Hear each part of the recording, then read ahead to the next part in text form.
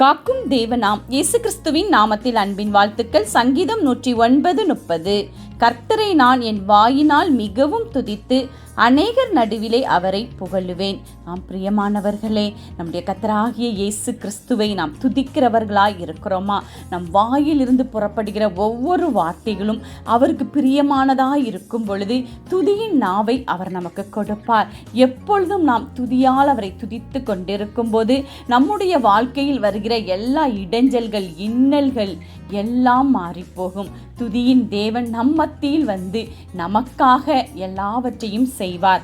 அது மட்டுமல்ல, நாம் அநேகர் நடுவிலே அவரை புகழ வேண்டும் என்று அவர் நம்மிடம் எதிர்பார்க்கிறார். கர்த்தர் நமக்கு செய்த உபகாரங்கள் அநேகம். நம்மை வழிநடத்துகிற விதமே ஒரு வித்தியாசமானது.